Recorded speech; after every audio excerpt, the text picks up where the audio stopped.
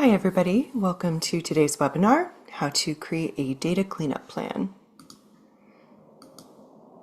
So quick word about me in case you're brand new to webinars with Relicura. I'm Rachel Woody. I am the founder and director of Relicura LLC. I specialize in collection development and digital collection programs, and more specifically today, one of those areas being data migration and data cleanup.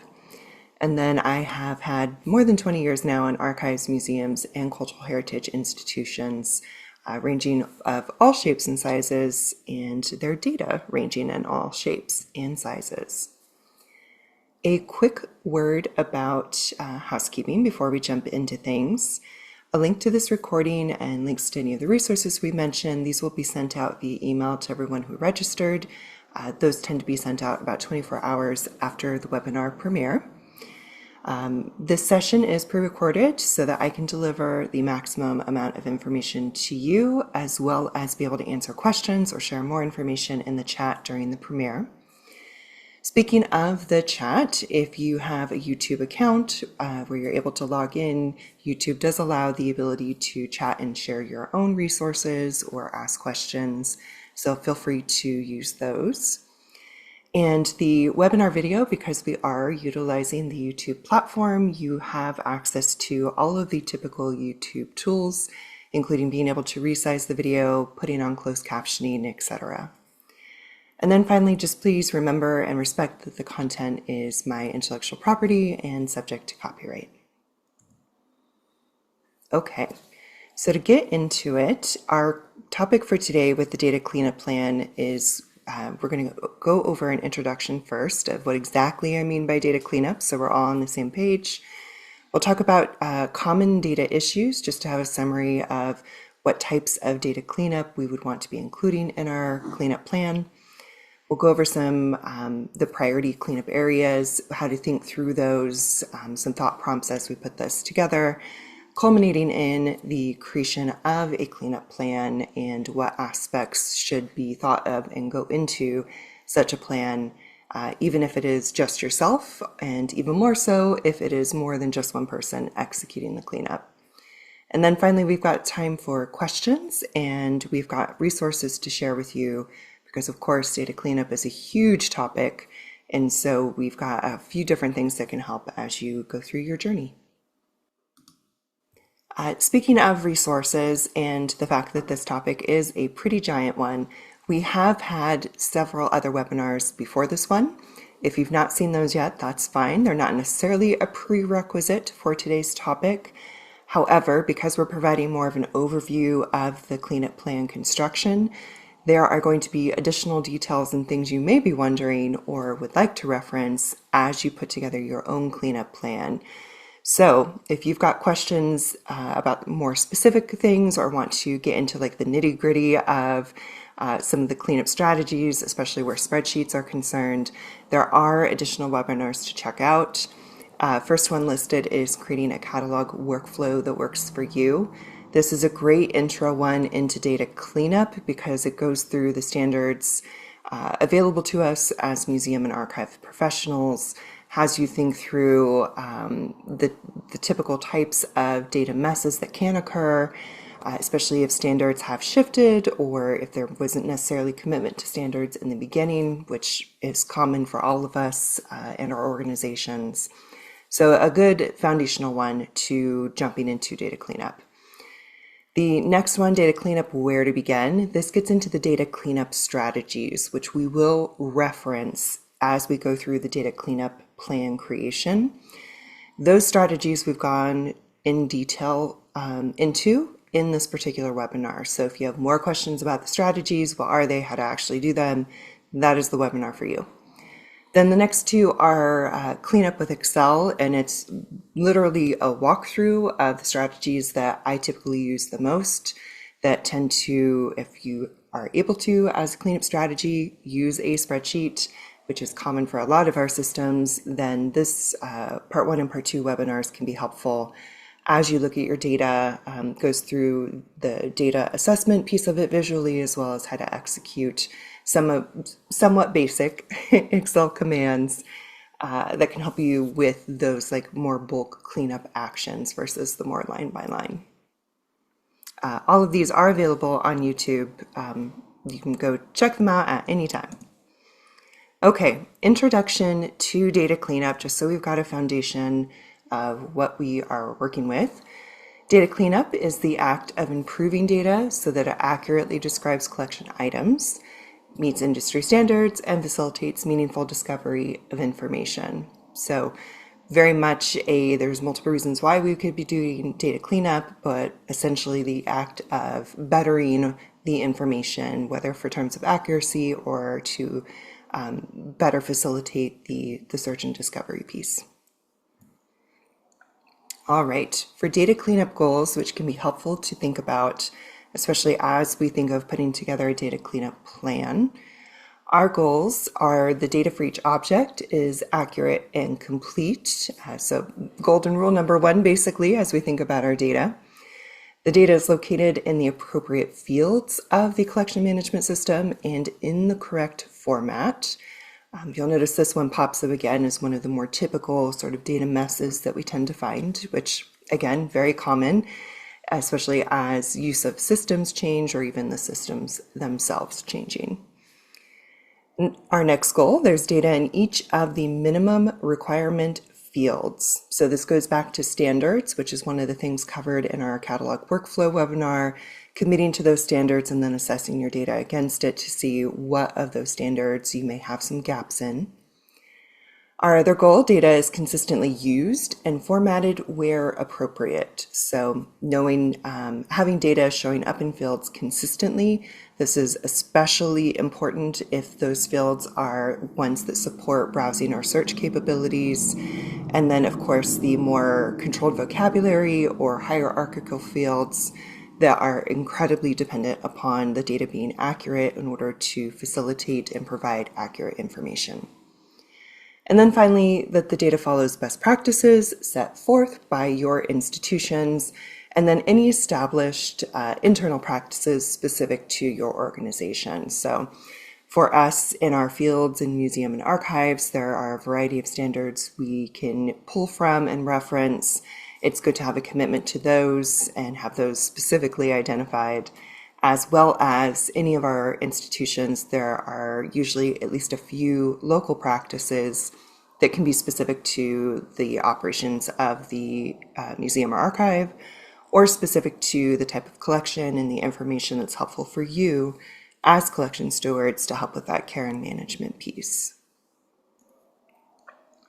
So when a good plan is critical, just to sort of establish how this can be more helpful to more than just you. Like always good to create a plan in general, I think, even if it is just you doing the one that's like leading and doing the cleanup.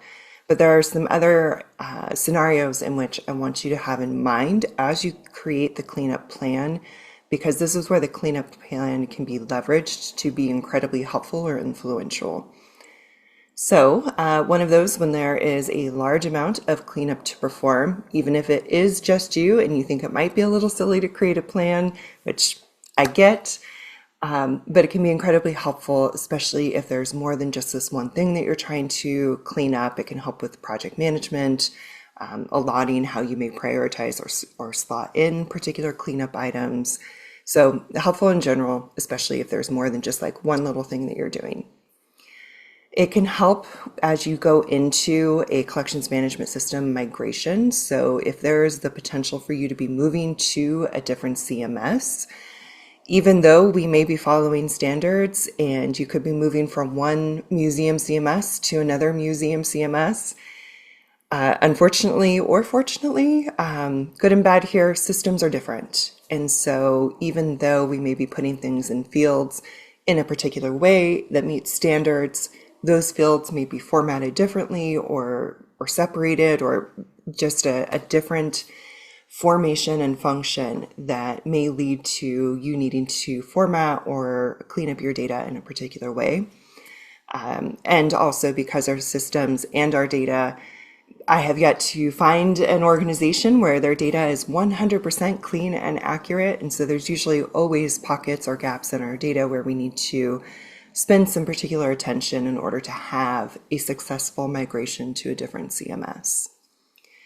Another place where the cleanup plan can be influential and helpful is in a funding application. So whether that is with a donor or a granting agency, if you're applying for any sort of project that includes data, and especially if there is a data cleanup component, having documentation like a data cleanup plan can be incredibly helpful for the formation of that particular project scope and framework, but it can also help be influential in demonstrating to the funders that you have very specifically outlined what is happening, you've outlined how you are going to achieve particular cleanup goals, and shows that you've really thought things through and that this is a very actionable and achievable plan. And then finally, it can be very helpful to have a cleanup plan if you are onboarding any new staff or engaging with interns and volunteers on particular data cleanup activities. For a lot of us, if it's just us, one person shop, this can be incredibly helpful as we try and leverage use of volunteers, for example. If you have volunteers who are comfortable being in a collections management system, for example, or comfortable being or executing data cleanup in a spreadsheet, having a cleanup plan can help make sure everyone is on the same page, that the data is being cleaned in a very similar and same fashion, and just help to maintain standards and efficiency of the project. Okay, one of the first common areas of data issues is inconsistencies. So inconsistencies in how we name items or collections even, inconsistencies in how we identify locations, especially if there's sort of lack of a location structure or hierarchy. There can be inconsistencies in controlled vocabularies, even though the word controlled is in there. I can't tell you how many times there are differences in vocabularies that could even just be down to a singular version of a word versus a plural version of a word. And then, of course, inconsistencies in field use.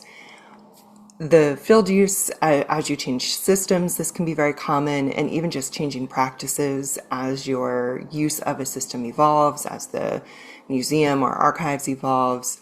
It's very natural to have shifting field use, especially if you've been in a system longer than just a few years.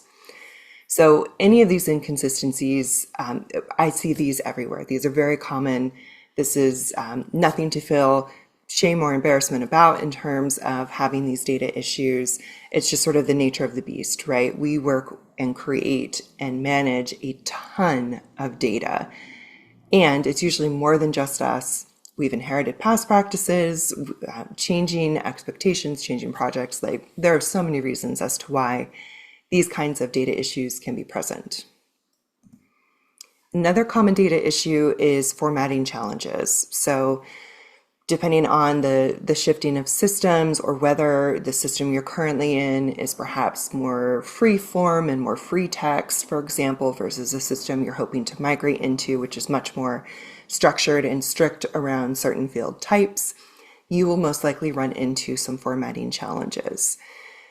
Field areas or areas of your data where formatting challenges most frequently show up is first and foremost dates. Whether there is date range, and whether that date range is in one free text field or two specific 4Ys, the four Y fields. Needing to know if your data can fit into that, or perhaps if it's ISO, or if you've got data where it's even time-stamped, for example, if you've got catalog audit sort of data you're hoping to keep or migrate over. So there's a number of ways we use dates in our systems, and how we've incorporated or inputted those dates can most frequently require some touching up.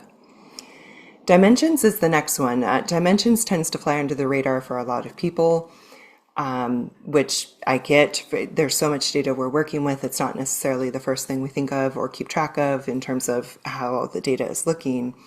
But dimensions can pose a problem depending on how the field structure is in your current system, and it can most definitely be a problem, especially if you're migrating into a different system.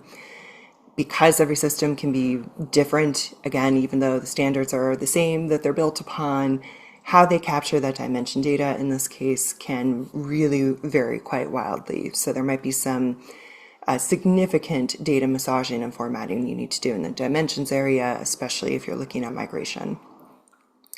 Another area where formatting challenges tend to pop up is controlled vocabulary, but specifically when we're thinking about people names.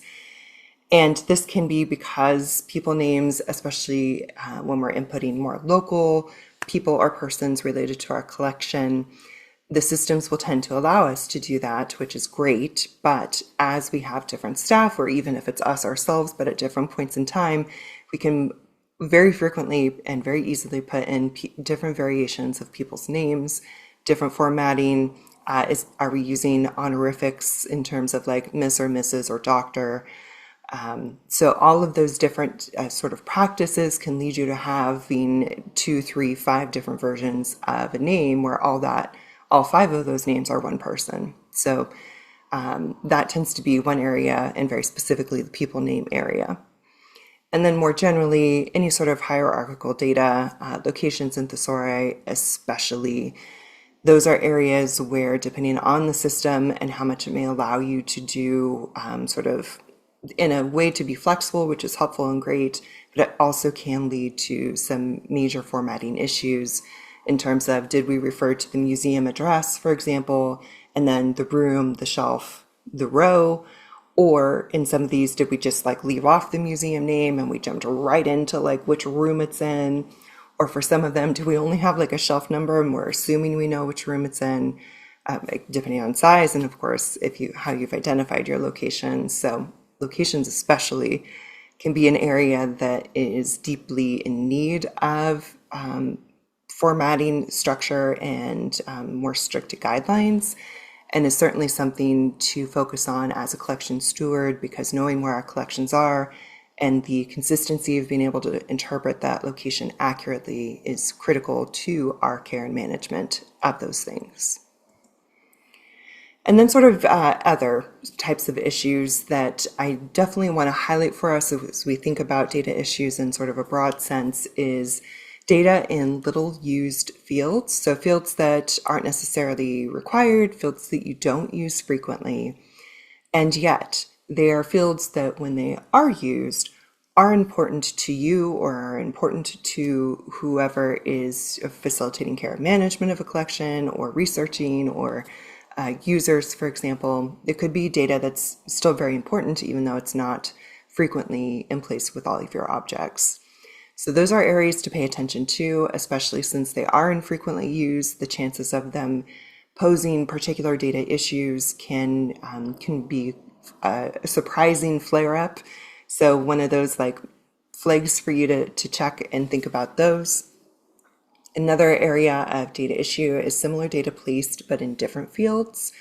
Again, very common, especially if you've been in a system for a long time, as staff changes over, especially if you're working with a larger team and there's maybe volunteers and interns assisting with data input. There are many very valid reasons as to why this could be, but also something for us to pay attention to, one, because it can impact us in this current system, impacting care and management of the collection, and it will most definitely pose an issue if and when you migrate to a different system, because the gathering of that data and trying to place it from many fields into one field is not going to be it's not going to be easy for the persons managing that data migration piece, and it's not going to be fun for you to try and track that to make sure this many fields data went into the specific one field data in the midst of everything else you need to track during a data migration. And then the last other item is internal notes in public-facing fields. This one tends to be very present for systems that have been in place for a long time, which at this point we're entering like 30 plus years of the majority of museums and archives having a collections management system. There are many institutions that have been in the same system for a decade plus.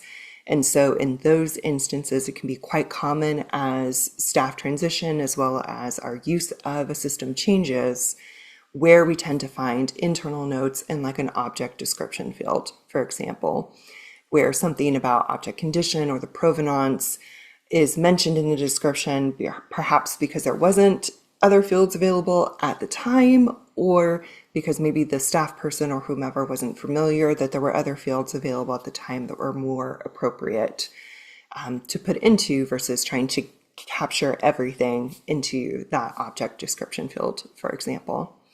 So those are other areas that tend to flare up for us, especially if I'm working with someone with data migration in mind, typically, because you then have to think of, well, where is the appropriate home for this data? Because where it is currently is maybe not where it should be. Okay. Priority cleanup areas. So we sort of did an overview of common data messes. Now I want us to think about areas of our system where cleaning up is perhaps of a higher priority. So in sort of a broad overview, cleanup areas to prioritize is if those areas or fields are public use, because this will impact the interpretation of your data, but it will also impact the access and discovery piece of your data for yourself and also for your users, more specifically with this public use focus. Because if we have data in the wrong place, or if we have data inconsistency or formatting challenges, any of the data issues we covered, that impacts our ability to access all of the objects, for example, that have a particular piece of information we're trying to search on. It also impacts discovery. This is particularly in like a controlled vocab area where it's subject matter. But if you have 5 different similar but not the same subjects, your users aren't going to know that. And so if they're searching one of those 5 subjects, they will think they have found all of those objects with that one subject, when in reality, there are 4 other flavors of objects that they should be getting. Impacting internal use, you can probably easily imagine or have experienced your own issues when there's been inadequate data or incorrect data or improperly placed data in your system, and having that impact your ability to find items, to access the appropriate parts of the archives, to provide information to your internal staff as well as to any of the external users you're facilitating research and reference with. So it's very easy for all of us in this case to imagine what the internal impacts can be. And so that's why it's like very close to number 1 as the number 2 reason as to why we would prioritize an area of cleanup where it's directly impacting our work or our colleagues' work.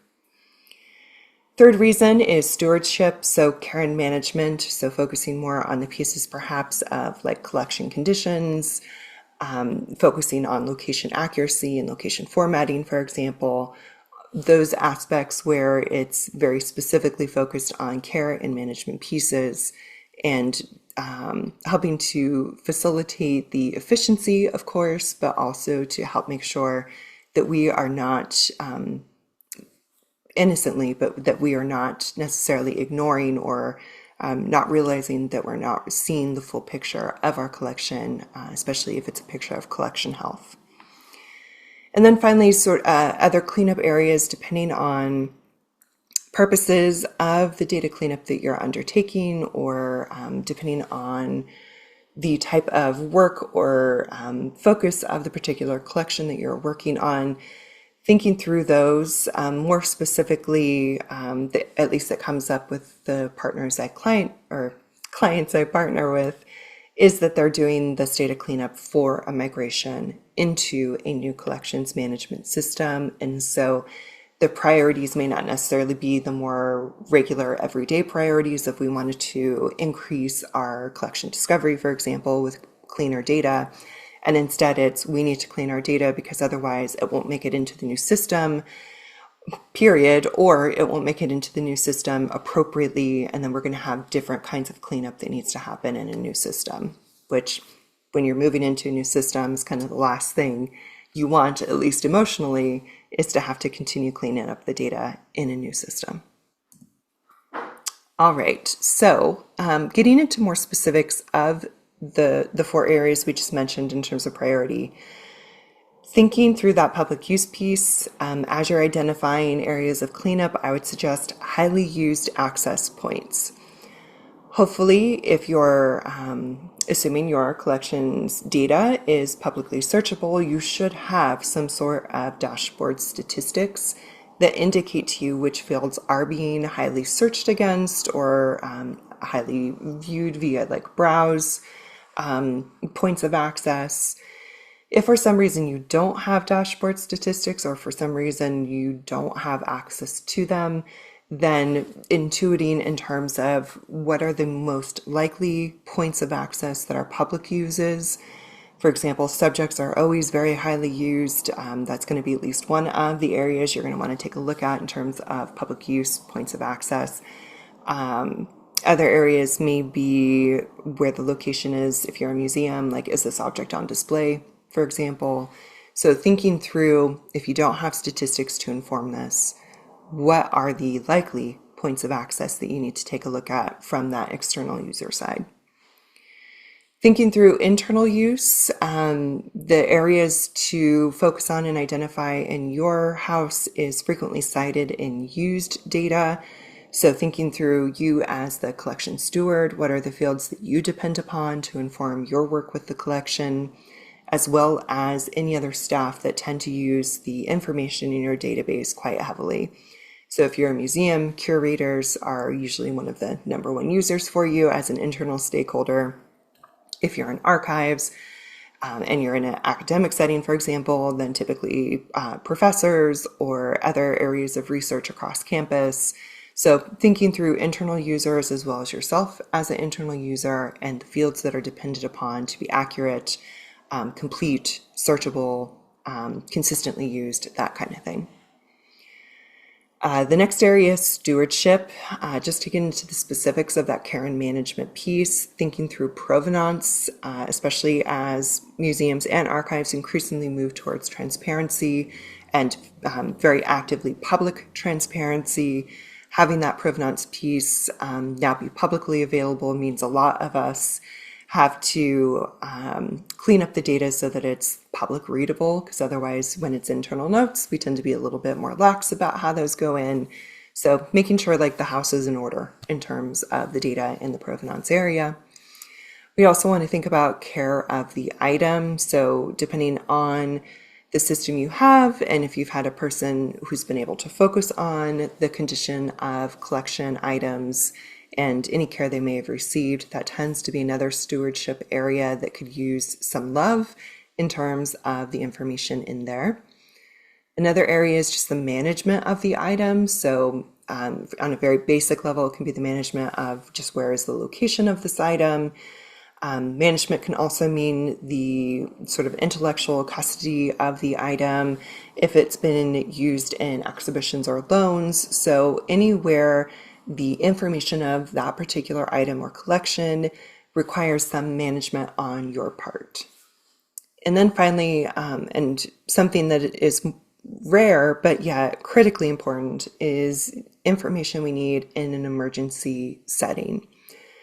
In this particular area, the most common example is if there is a fire, for example, what are the top 10 items or collection boxes in the archives that we need to make sure we grab and evacuate with us, and or which locations have the most objects that we need to make sure the fire department is aware of to start with there first, or to prioritize that area in their firefighting actions. And so it's an area often overlooked and yet very important from a stewardship perspective. And again, brings in that location piece in terms of, do we have accurate and consistently formatted locations? And then can we find our objects where we expect them to be? In the other category, thinking about unusable data. So any data that may have been put in there by staff 20 years ago that is indecipherable. I can't tell you how many flavors of different sort of internal data I've seen where nobody at the museum or archives in the last 10 years has any idea what it is. Often it's very cryptic. There might be initials, there might be like reference to a partial date. There can be just like such short notes that they're basically useless. which again, very typical, but needing to take a look at that data. And especially if we are thinking through, okay, who's going to look at this data 10, 20 years from now? Is this also going to confuse them? That's where, for me, from my perspective, is if the data is like unintelligible, we cannot figure out what it is, and if it has the cause to create more confusion and create problems currently and later on, then maybe that's data that needs to be removed from the system. If you're a little hesitant and cautious about not wanting to like remove it completely, I recommend taking a snapshot or like an extract, if your system allows, of those pieces of data and what collection or object they're related to. But I still recommend getting it out of your system. That way you've got the data, it can be referenced if for some reason 20 years from now somebody actually knows what it means. Chances are no one ever is. And so getting it out of the system, in my opinion, is a better way to go about it, so that you're not creating confusion later on, and especially not wanting that impact on your collections care. And then finally, another area of cleanup for prioritization is data that will become unusable upon migration. So as we use our systems, there can be system quirks as one of these flavors, where for whatever reason in this particular system, we've had to record this data a certain way, or it's an extra piece of data we've had to input in order to get the full functionality of that area. And once that data moves to a new system, it's useless. Like it no longer has meaning. It doesn't need to be there anymore because the system handles the data differently in that area. So thinking through what will become unusable and what is no longer needed to remove that from your system. Of course, if it is data that is helpful, you can always find a home in the new system. It's more just is this useful anymore outside of the specific system context? All right, the fun part, creating the cleanup plan. So again, this purpose of the webinar is to give you sort of the broad outline of things to think through and include.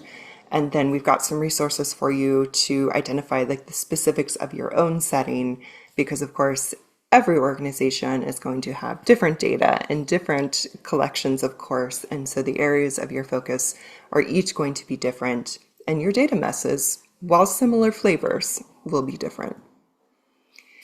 So, plan preparations. These are things I want us to think about and identify as we're moving towards creating the cleanup plan, but needs to be sort of thought of and gathered of before. First one, identify the industry and or local standards to reference. This is a huge focus in the cataloging workflow that works for you webinar that you can reference. So if you would like inspiration or insight, that's a good one to check out, but it's step number one. What standards are you following or you intend to follow from now on? And having those being easy to reference, especially if there are some local standards or decisions of best practices that you have at your institution. Next, assess and identify areas and actions for cleanup. I have this underlined because areas is thinking through an area of your data more broadly. For example, the locations area. You may have several cleanup actions that you need to take in the locations area.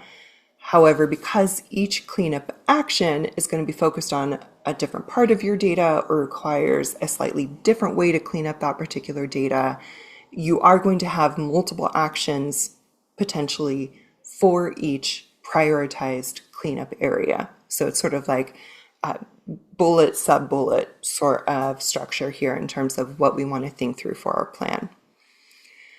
Next up, prioritizing those cleanup areas, so more broadly, and their related actions. So following through with that location example, location for me would be a priority cleanup area because it impacts the ability to find our collections accurately. It can pose issues later on with staff in terms of not having things formatted correctly or accurately.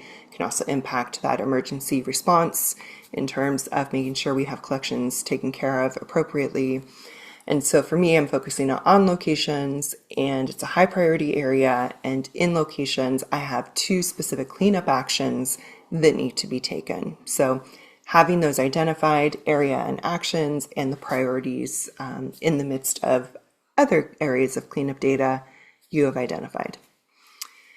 Next, break cleanup actions into achievable chunks. So, for example, using locations, maybe there is both location hierarchy as well as so making sure each location hierarchy is formatted correctly, but also realizing I need to rename one of the buildings. It changed names or it was spelled wrong half the time. So breaking those up because they're slightly different actions. But then also if I have so many different locations, 50 plus locations that I need to adjust the formatting for, then perhaps breaking those up into chunks where they're achievable. Like maybe I focus, if you have more than one building, maybe you focus on one building first. If you have multiple rooms, maybe you focus on just like the first two rooms, these room 1 and 2 first. So getting them broken up, because as you go through the cleanup action, it's, in normal spaces, there are usually several dozen areas and actions of cleanup that need to happen, and it's going to take time. And so breaking those up into achievable chunks that are easy to identify so that you can pick this up and put it down and pick it back up again whenever you are able to, because of course you've got more than just this particular item of homework that is your job. All right, select which cleanup strategy asterisk to use for each cleanup area. Cleanup strategies, there are 4 main ones that we've gone over in a previous webinar that we'll reference you again to. It's data cleanup, and then if you're doing spreadsheets, we got the further breakdown, but we will summarize the strategies in just a moment for you. But if you want more detail on those, there's a whole additional webinar you can check out.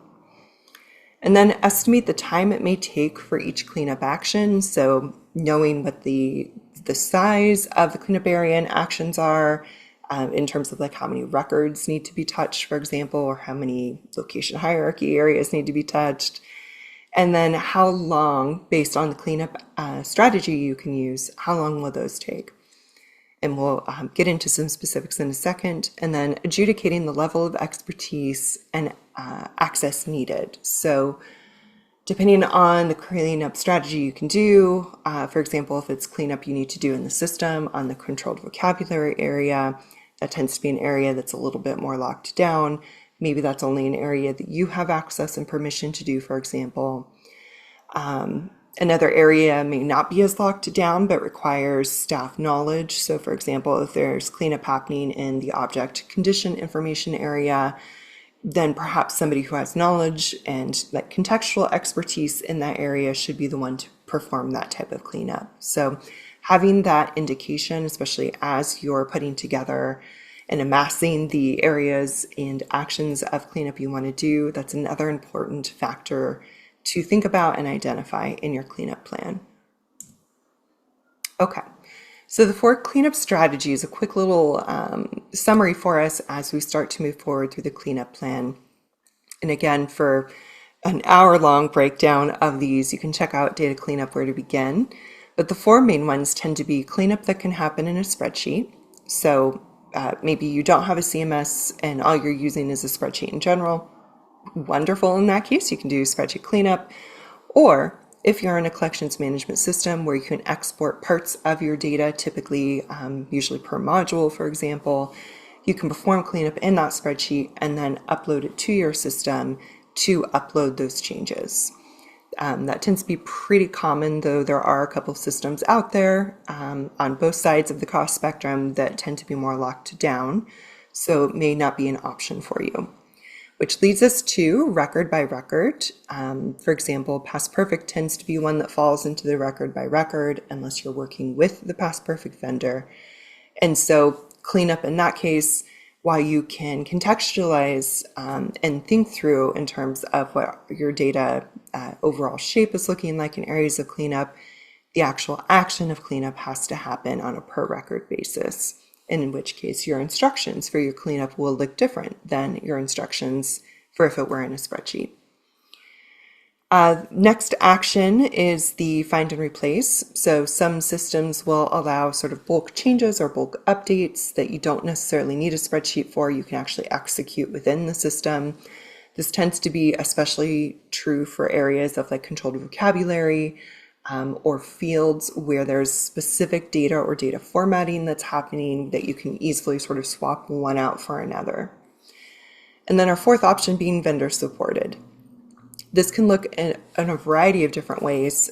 For example, PastPerfect does offer vendor support, typically for a cost, but it does mean that they have access and can execute and support parts of your data cleanup in terms of perhaps exporting and importing a different type of data, or helping get access to more of those bulk updates or changes.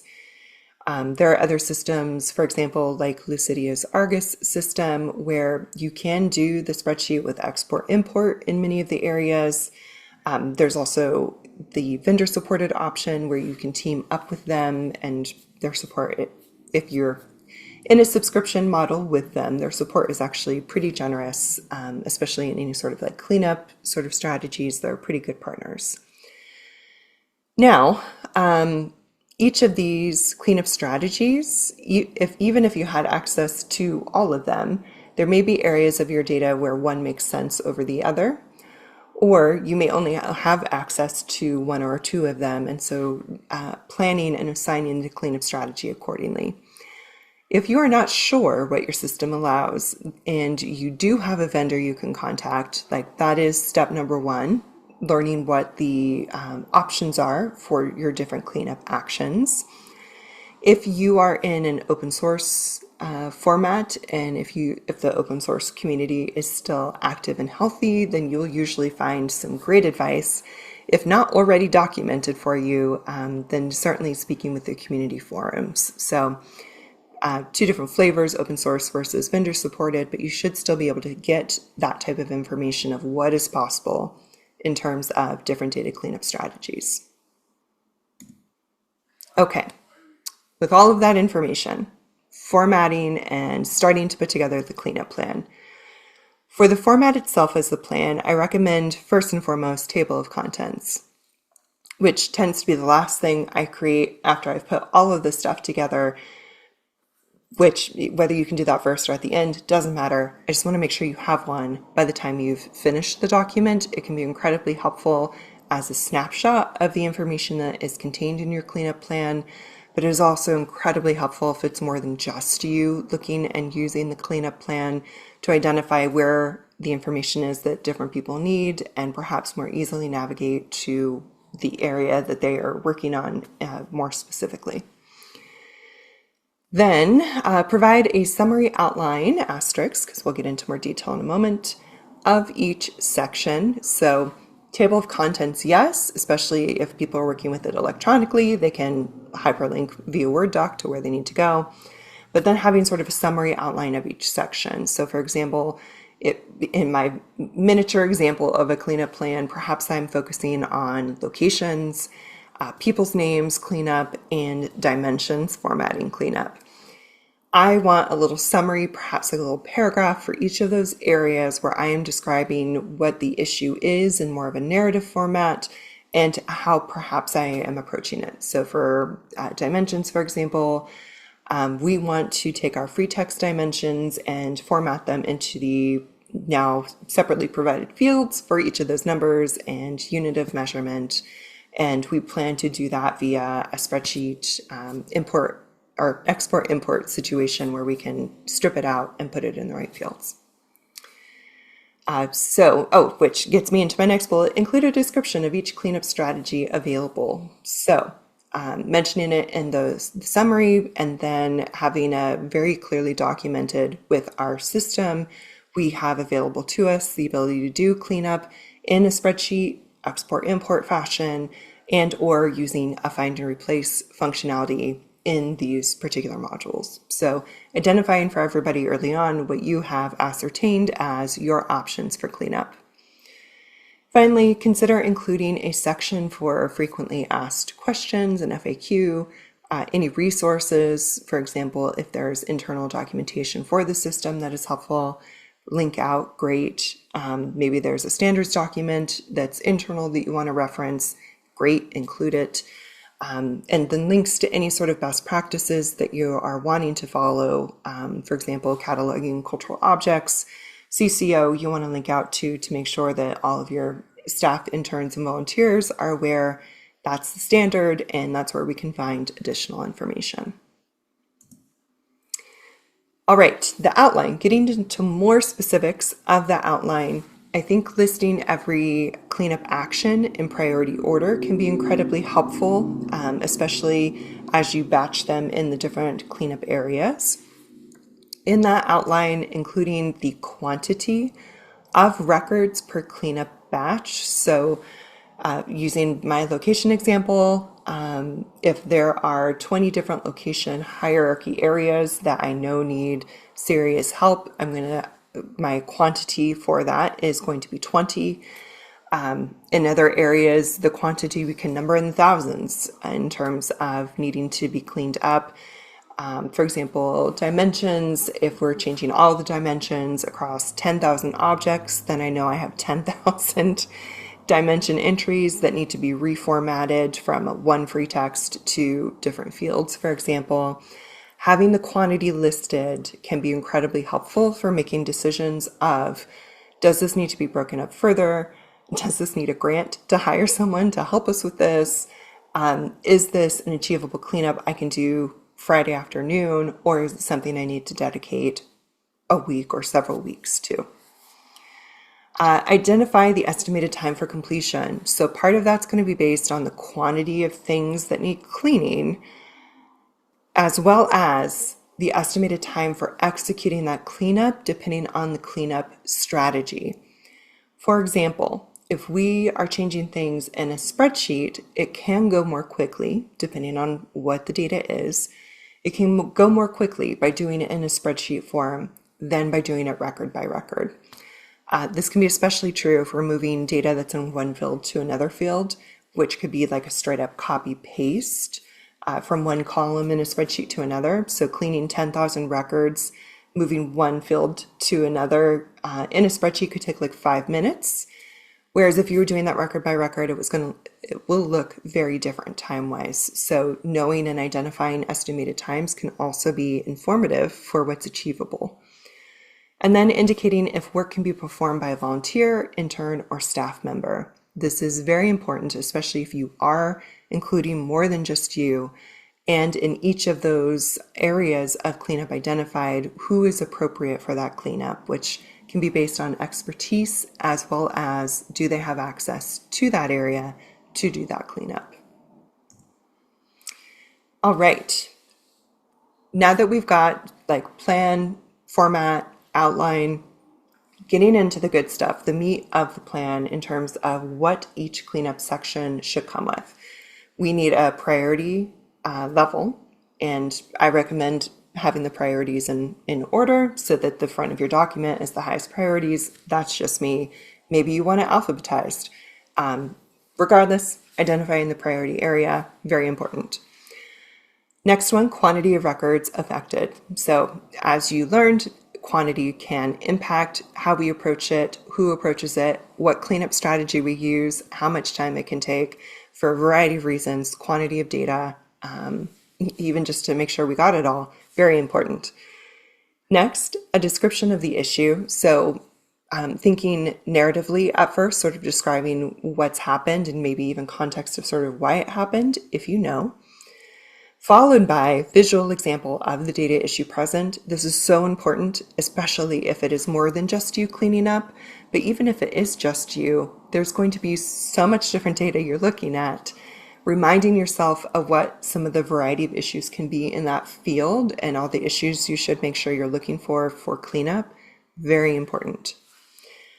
Next, identification of how the data should look. So as you're cleaning up the data, what are you shooting for? What is the goal in terms of what that data should look like when it is considered cleaned?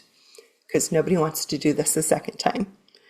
And then finally, step-by-step instructions for how to execute cleanup. And I recommend doing like short Zoom screen recording trainings that people can access on demand can be incredibly helpful, especially with cleanup that goes on for days, weeks, or years. And because it may not be things we're doing every day, having that sort of already in the bag thing to reference is very helpful. If not videos, then at the very least visuals. So taking screenshots, especially if things are happening in the system level for cleanup, visuals are very important. All right, resources for you, as promised. First one is a free resource that I collaborated with the Oregon Heritage Commission on, and it's a document for all flavors of heritage organization, but the focus is on creating cleanup plan, executing cleanup, thinking through those strategies, for example, that I mentioned. And I think specifically, I want to highlight for you the Deschutes County Historical Society was part of this collaboration, and we did a case study on their past perfect data, which with their past perfect version and the resources they had available to them is needing to be a record by record execution of cleanup. And also provides sort of how we identified, prioritized, outlined cleanup actions. I know a lot of folks are in the past perfect camp currently, and so I think that can be really helpful to think through. Even if you're not using past perfect and your system perhaps is a little bit more supportive on a cleanup perspective, I think having that hard mode example can be helpful to think through, and you having even better tools can give you some ideas at least on the cleanup breakdown and how they approached it. So I definitely recommend you checking it out. And thanks again to the Oregon Heritage Commission, sponsored by Oregon Cultural Trust, and then our partnership with Deschutes County Historical Society. Resources. These are the 4 webinars we talked about at the beginning of today's webinar that can help provide additional information and detail around aspects we talked about that are in the cleanup plan. First one being creating a cataloging workflow that works for you. It talks about workflow, which in general actually could be helpful for you thinking through cleanup, but perhaps most importantly, it talks through the catalog data standards, how those apply, making decisions around those. So it can be a good sort of 101 to this type of work. And then if you are needing more information on data cleanup strategies, those 4 that we talked about, checking out data cleanup, where to begin, webinar, we'll get into much more detail for each of those. And then the follow-up CMS data cleanup with Excel, part 1, part 2. If your data cleanup can occur in a spreadsheet, and Excel is a program you are more comfortable using than something like OpenRefine, we do quite a bit with Excel for a variety of reasons in our data cleanup and migration with clients. And so I go through the most typical aspects of cleanup that we tend to do. And it's step by step for anybody who is perhaps newer to using Excel as a cleanup vehicle. So again, as I'll mention in those webinars, I'm not an Excel masterclass by any means, but we do a lot of data cleanup with Excel. All right, so information for me to keep in touch, and if you have additional questions, but we do have at least 5 more minutes, I believe, so I'm going to change it to the question slide. We'll leave the webinar running for about 5 minutes. That way we can wrap up any questions or answers that we've got going on in the chat. Otherwise, thank you so much for attending and for expressing your interest in data cleanup. That's partly why we prioritize this topic for today. So I hope it was helpful, and we'll see you next time. Thanks.